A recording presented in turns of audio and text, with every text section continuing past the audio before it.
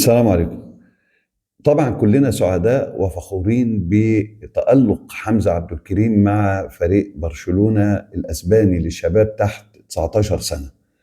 فخورين كمان إن هو تألق في آخر مباراة اللي كانت مباراة الحسم في الدوري الأسباني، وتسجيله 3 أهداف هاتريك في هذه المباراة.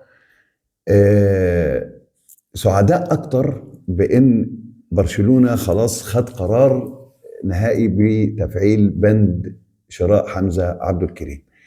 لكن لفت نظري حاجة وربطتها بموقف حصل قبل كده. فريق أودينيزي الإيطالي لما تعاقد مع حازم إمام نجم الزمالك الكبير، زودوا الساقين عنده 8 كيلو، 4 كيلو في عضلات الساق اليمنى و4 في عضلات الساق اليسرى. طبعا الكلام ده حكاه حازم إمام نفسه. يعني لفت نظري بقى اللي رجعني للقصة دي الصورتين دول لحمزة عبد الكريم. الصورة بالتيشيرت الأبيض مع منتخب الشباب تحت 17 سنة في بطولة كأس العالم للشباب اللي أقيمت في قطر. كانت دي مباراة مصر وفنزويلا في 7/11/2025 لما هو حصل على رجل المباراة في المباراة دي. الصورة الثانية دي مع برشلونة الأيام دي. طبعا حمزة انتقل في شهر فبراير، يعني بقاله أقل من 3 شهور.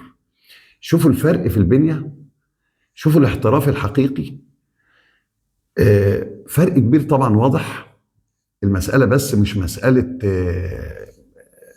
تقوية للعضلات وتقوية البنية، لا، ده تقوية كل حاجة وتنمية كل حاجة. منتاليتي، اتيتيود، عندهم الاحتراف، لايف ستايل. مش اجيب وكيل اعمال يجي يقعد ويقرف النادي بشروط ويمضي وفي الاخر يقول لك احتراف. اللي عندنا مش احتراف، اللي عندنا اغتراف.